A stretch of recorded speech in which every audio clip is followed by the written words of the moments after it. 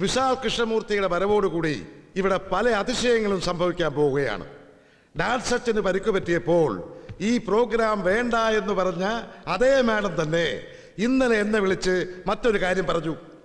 ഡൽഹിയിലെ മത്സരത്തിൽ നിങ്ങൾക്ക് ഗോൾഡ് മെഡൽ കിട്ടിയാൽ ഈ കോഴ്സ് പൂർത്തിയാക്കാനുള്ള പേഴ്സണൽ സ്കോളർഷിപ്പ് മാഡത്തിന്റെ ഫണ്ടിൽ നിന്നും നിങ്ങൾക്ക് കിട്ടും.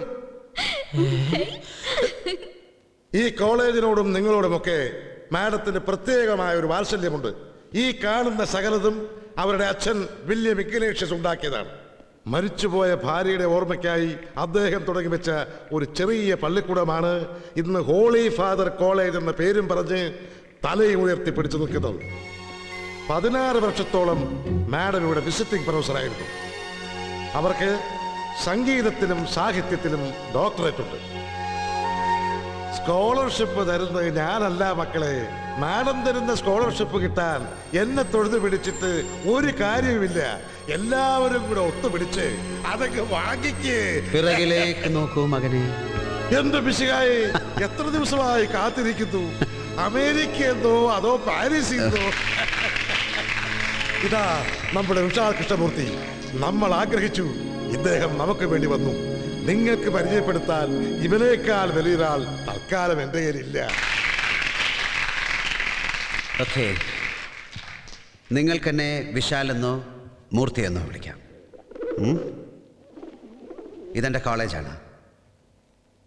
എന്നെ അറിയാത്ത ഒന്നും ഇവിടെ എങ്ങുമില്ല. ഇവിടെ നിന്നാൽ എനിക്ക് എൻ്റെ പഴയ ശബ്ദം കേൾക്കാം. കണ്ണടച്ചാൽ എൻ്റെ സുഹൃത്തുക്കളെ കാണാം. ആരുടെ പ്രേരണ കൊണ്ടാണ് നിങ്ങൾ എന്നെ ക്ഷണിച്ചത് എന്ന് എനിക്കറിയില്ല. അതാരായാലും അവരോട് ഞാൻ നന്ദി പറയുന്നു. നിങ്ങൾ എന്നെ വിളിച്ചു, ഞാൻ വന്നു.